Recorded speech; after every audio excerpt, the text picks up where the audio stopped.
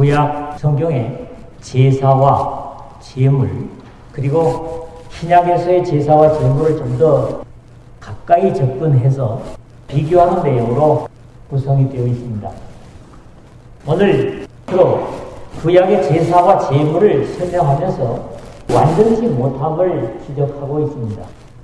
다음 시간부터는 완성된 복음 속에서 예수님을 통한 제사와 제물을 말하면서 신약의 제물은 구약의 그것과 달리 완전하며 그 제물이 바로 예수님의 피인 것을 증거하고 이 제사는 한 번으로 영원히 효력이 있음을 증거합니다.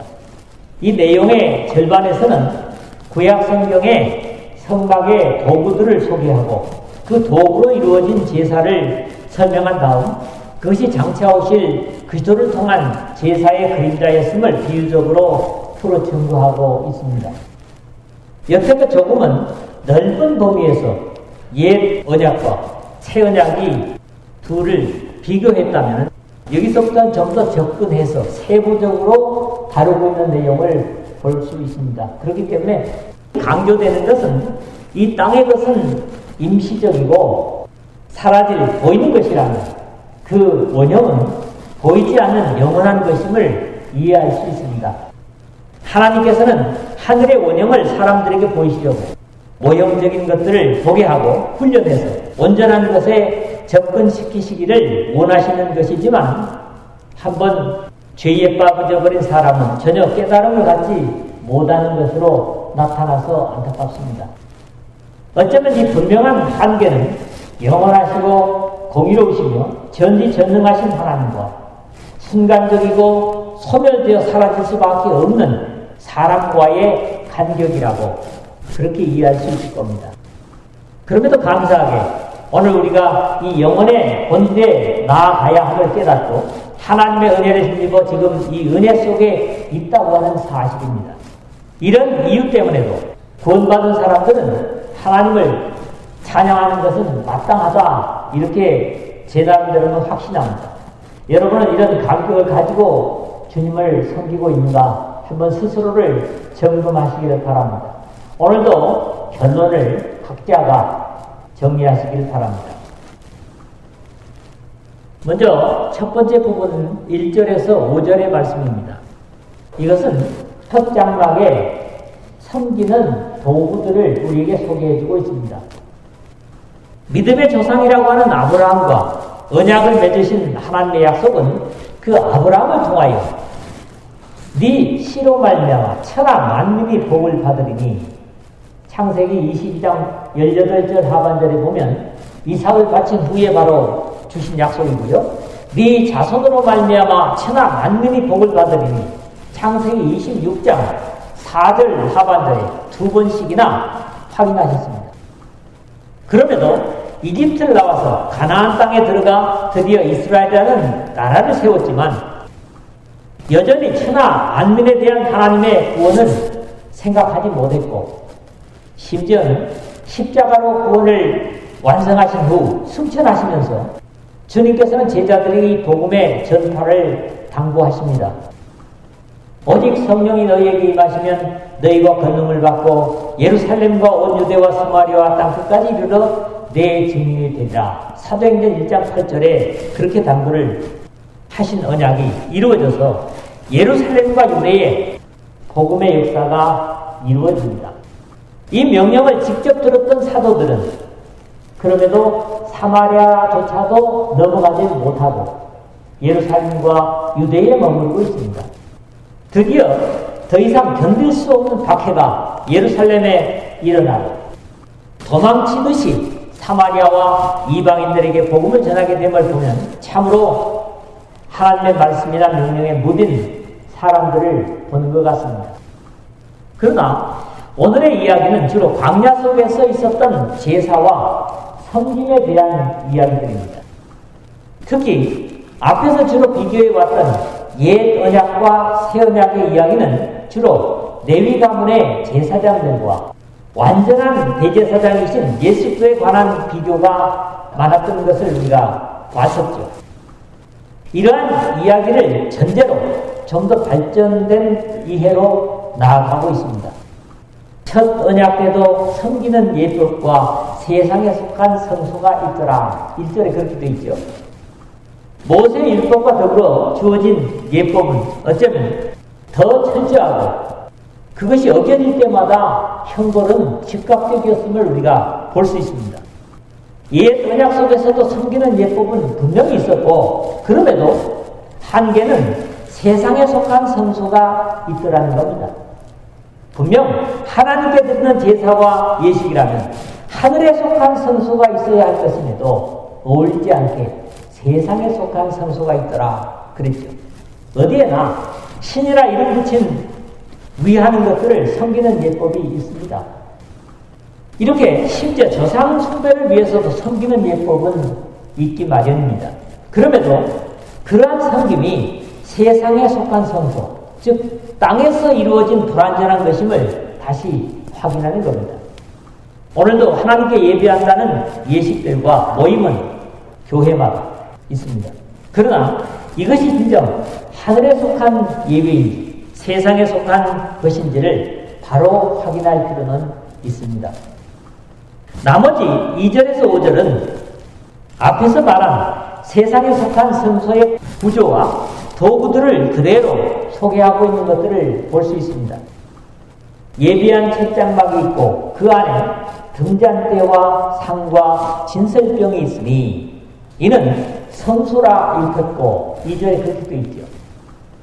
광야에서의 성막은 주로 두 곳으로 이루어졌음을 말하면서 성소라고 일컫는 곳에 놓여진 도구들을 먼저 소개하고 있습니다. 먼저 등잔대를 출애굽기 25장 31절에서 40절에 보여주신 내용이 그대로 적혀 있고요. 이것은 주로 성소의 왼편에 놓여 있는데 어두운 성소를 비추게 되어 있지만 어쩌면 계시록에 나타난 7영의 상징으로 만들었다고 이해를 하기도 합니다. 성소의 오른쪽에는 상과 진설병이 있는데 이스라엘 12지파의 수대로 안식일마다 새 떡으로 다시 진설하게 되어 있습니다. 이 떡은 물려낸 후에 제사장들만이 먹게 되어 있지만 다윗이 사울로부터 도망을 치면서 굶주려 아비아달 제사장에게 이 떡을 얻어먹은 유명한 일화로 예수님께서 말씀하신 바 있습니다. 마태복음 12장 3절이라든가 볼 수 있습니다. 이것은 아무래도 생명의 떡이 되신 예수들을 상징하는 것에 틀림이 없고 오병이어의 기적으로 군중들을 먹이신 후에 생명의 떡을 증거하고 계심을 요한복음 6장 35절이라든가 48절에서 51절에 여러분이 볼 수가 있습니다.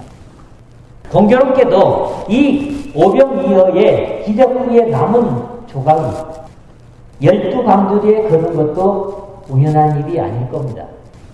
이 진설상에서 매 안식일마다 떡을 물려내고 새 떡을 진설하는 것은 우리가 매 주님의 날마다 주님의 희생을 기념하는 것의 상징이라고 이해해도 문제될 것이 없는 것 같습니다. 이 밖에도 성소에 다른 도구들이 있기도 하지만 특별히 이것을 언급한 것은 그만큼 중요한 의미를 가지고 있기 때문일 것이다. 이렇게 이해를 합니다. 또 둘째 휘장 뒤에 있는 장막을 지성소라 일컫나니 3절에 그렇게 되어 있습니다. 성소의 바로 안, 지성소를 보여주기 위한 언급이죠. 그러나 성소의 휘장은 여기만 있는 것이 아니라 성소의 입구에도 있었습니다. 신기한 것은 이 휘장들은 예수님께서 구속의 십자가에 운명하시면서 위로부터 아래로 찢어져서 그 안의 내용이 밖에서도 볼 수 있게 공개되고 말았다는 사실입니다. 이것도 우리 구주 예수 그리스도의 구속이 특별한 사람이 아닌 모든 사람들이 믿고 하나님의 말씀으로 거듭나기만 한다면 주님께서 니고데모에게 친히 말씀하신 요한복음 3장 3절에 하나님의 나라의 신비를 볼 수 있다고 하신 약속이 이루어진 것임을 확인하는 사건입니다. 성소 휘장이 위로부터 아래까지 찢어져 둘이 되었다. 공간복음에 다 기록되고 있는데 마태복음 27장 51절이라든가 같이 나타나고 있습니다.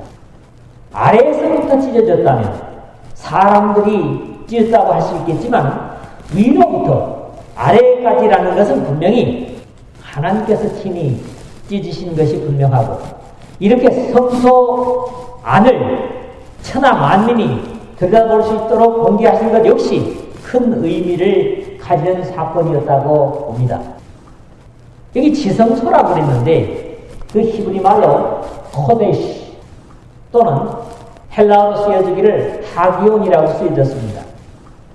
분리된, 거룩함 또는 신성함, 그런 뜻을 가진 것인데, 일반 사람들이 접근할 수 없는 철저히 구별된, 그래서 거룩한 것 중에 거룩한 것, 히브리 사람들이 이야기로는 그렇습니다. 이스라엘에서는 그야말로 성별된 하나님께서 친히 임재하시는 곳으로 여기고 두려워하는 곳이 바로 이곳입니다. 금향로와 사면을 금으로 싼 언약궤가 있고 그 안에 만나를 담은 금향아리와 아론의 쌍난 지팡이와 언약의 돌판들이 있고, 4절에 그렇게 되어 있습니다. 지성소의 내용을 설명하는 내용은 다소 구약 성경에 나타난 것과 다르기 때문에 이해하는 것이 사실은 조심스럽습니다.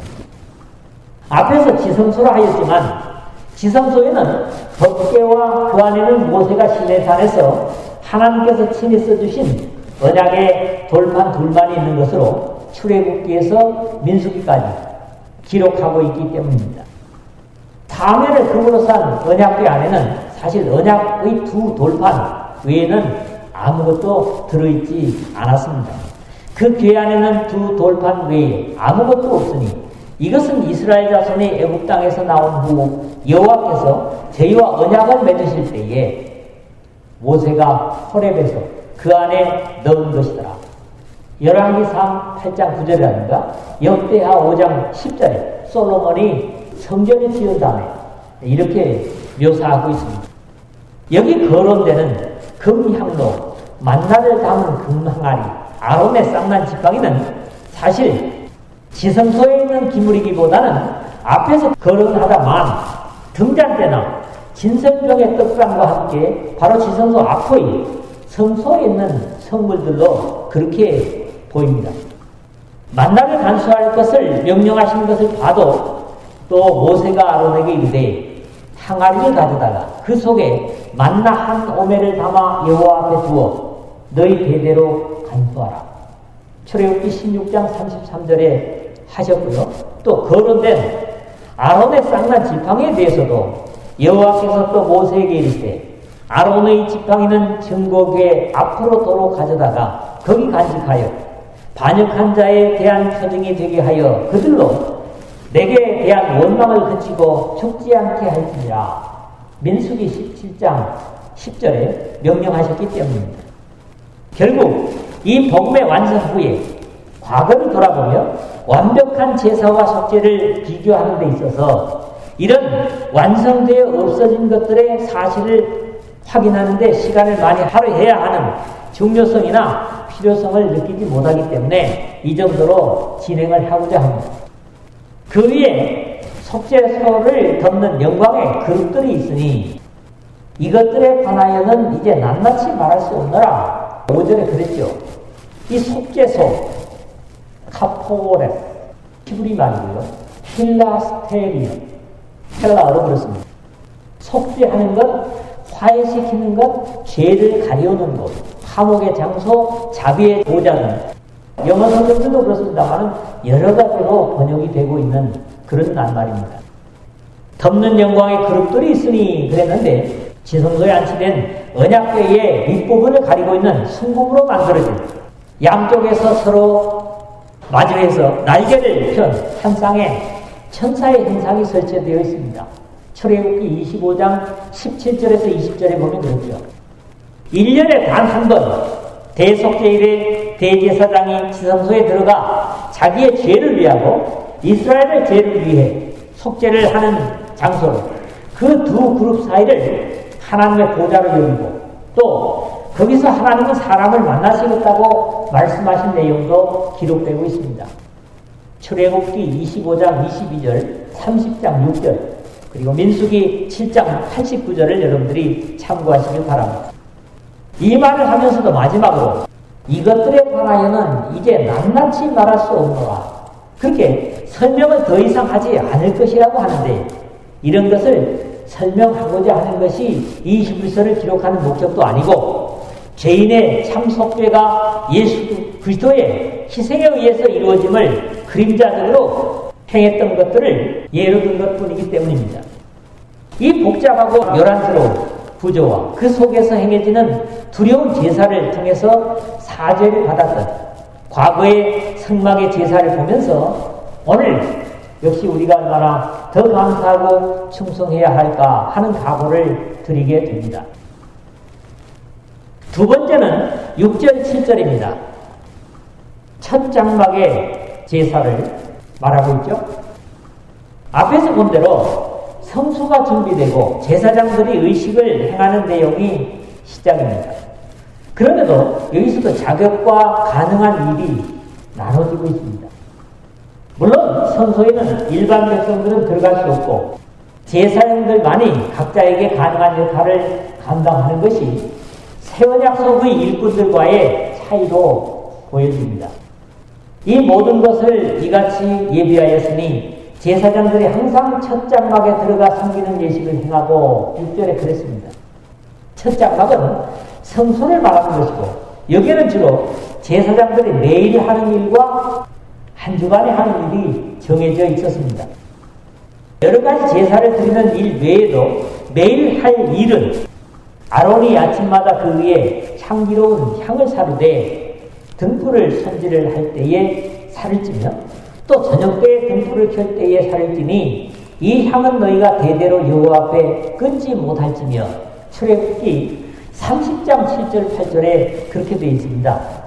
아침 저녁으로 향을 사르고 저녁 때는 등을 켜는 일로 이 일은 계속적으로 행해야 할 과제였습니다. 오늘날과 같이 한 주간마다 감당해야 하는 것은 안식일마다 12개의 진설떡을 새 것으로 바꾸어서 진열하는 의식을 반복하는 것으로 이 일은 레위의 후손인 제사장들이 해야 할 과제였던 겁니다. 1년 1차에 제사장이 아닌 대제사장만이 행할 수 있는 일을 연이어 말하고 있습니다. 오직 둘째 장막은 대제사장이 홀로 1년에 한 번 들어가되 자기와 백성의 허물을 위하여 드리는 피 없이는 아니하나니 7절에 그랬습니다. 첫 장막을 성소라고 했다면 둘째 장막은 법궤가 모셔져 있는 지성소를 말하는 겁니다. 자기와 백성의 허물을 위하여 드리는 피 없이는 아니하나니 7절 하반절에 그랬지요. 자신뿐만 아니라 자신의 가족을 위해서도 염소나 양 또는 송아지를 잡아서 피를 제단에 뿌릴 뿐만 아니라 아사셀 염소를 선택해서 이스라엘의 죄를 지워서 광야로 내보내기도 하며 향을 살라 그 연기로 지성소에 속죄소를 가리게 한 후에 들어가게 되어 있습니다. 레위기서 16장 13절에 보면 이렇습니다. 여호와 앞에서 분향하여 향년으로 증거의 속죄소를 가리게 할지니 그리하면 그가 죽지 아니할 것이며 굉장히 두려운 무서운 상황을 묘사하고 있습니다.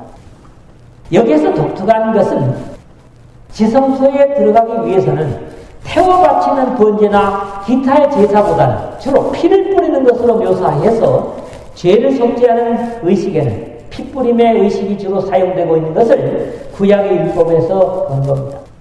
이것을 주도하는 제사장은 아론의 뒤를 이은 대제사장만이 행할 수 있었는데 그것도 대제사장이 홀로 행하는 것으로 완전한 대제사장이신 예수의 그림자적으로 보이게 됩니다. 이 일을 행함에 있어서 완전한 계급의 차이와 또 행할 수 있는 일들이 분명하게 구분되어 있는 것을 볼 수 있습니다.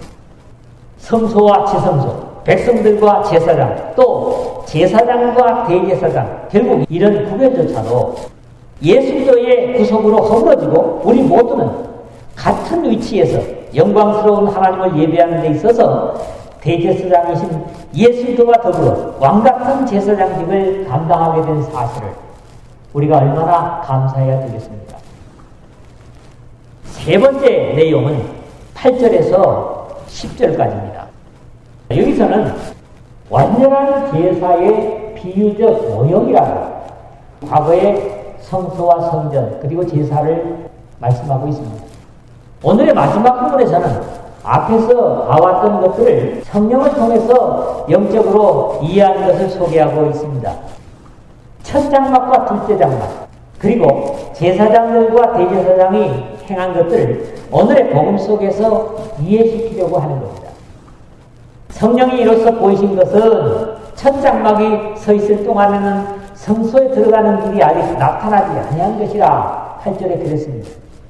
하나님께서 우리에게 참된 것을 보여주시기 위한 모형으로 땅에 성소가 있었지만 하나님께서 임재해 계신 지성소까지는 성소라는 또 다른 공간이 있었고 오직 지성소를 들어갈 수 있는 자격은 대제사장에게만 주어졌다는 것 자체가 장차 우리의 대제사장이신 예수 그리스도께서 하늘의 참 성소에 들어가실 수 있는 분이심을 상징적으로 보여준 것입니다. 첫 장막이 서 있을 동안 그랬는데 즉 땅에 성소가 있을 동안이라는 뜻으로 하나님께 나아가는 길은 나타나지 않았다. 그렇게 말씀을 합니다. 최종적으로 땅의 성소가 치워질 때 하나님께 나아갈 수 있는 참된 길이 나타날 것이라는 말씀입니다. 앞에서 이미 언급한 대로 예수 그리스도께서 구속의 십자가를 지고 운명하실 때 성소의 휘장이 찢어짐으로 이 예언이 이루어짐을 봅니다. 마태복음 27장 51절입니다. 여러분들이 참고하시길 바랍니다. 이 장막은 현재까지의 비유니 이에 따라 드리는 예물과 제사는 섬기는 자를 그 양심상 온전하게 할 수 없나니 9절에 그렇게 기록이 되죠. 과거의 모든 제사의식이 완전하신 예수 그리스도의 구속사역을 확실히 알게 하기 위한 비교로 언급되고 있습니다. 여기 비유라고 했습니다. 살아볼래, 곁에 둔다, 곁에 두고 비교한다. 옆에 나란히 두고 비교해 본다는 것으로 완전과 불완전을 판가름하기 위한 것입니다. 이게 진짜냐 가짜냐. 이에 따라 드리는 예물과 제사는 섬기는 자를 그 양심상 온전하게 할 수 없나니 그렇게 이어집니다. 즉 율법에 속한 제사를 통해서는 하나님께 대한 사죄나 용서를 모두가 같은 범주에서 확신을 가질 수 없었다는 말입니다. 왜 그렇게 말하냐면 여기에 쓰인 양심, 신 에이데시스, 신 하면 함께, 그 다음에 에이도 하면 보다, 알다, 경험하다, 느끼다 이런 뜻입니다. 이게 양심이에요. 모두가 다 객관적으로 문제없이 이해하고 볼 수 있는 이게 양심입니다. 착한 것이 그냥 양심이다. 그런 건 아닙니다. 이 성경에서 나타나는 양심이 그렇습니다. 그러나 예수 그리스도의 구속에서는 같은 말씀을 순종하기만 하면 모두 확실한 사죄와 천국을 확신하는 것과 다르다는 의미를 말하고 있습니다. 이런 것은 먹고 마시는 것과 여러 가지 씹는 것과 함께 일체의 예법일 뿐이며 개혁할 때까지 맡겨둔 것이니라. 10절에 그랬죠? 율법에서는 제사뿐만 아니라 먹을 수 있는 동물, 발굽이 갈라지고 되새김질을 하는 것, 또 비늘이 있고 지느러미가 있는 물고기, 곤충 중에서도 뛰는 다리가 있는 곤충만 먹을 수 있는 것 등등 음식으로 가능한 것과 불가능한 것이 구분되어 있습니다. 역시 레위기서 11장 1절에서 23절까지 계속적으로 기록을 하고 있습니다. 또 백성이 회막에 들어갈 때에 포도주나 독주를 마시는 것이 금지되어 있는 내용도 레위기 10장 9절에서 10절에 나타나고요. 씻는 예식까지도 상당히 엄격했죠. 그래서 이 사실을 예수님께서 말씀하시는 내용을 볼 수 있는데요. 유대인들은 시장에서 돌아오면 물을 뿌리고 손을 씻고 그러지 않고서는 먹지 않는다.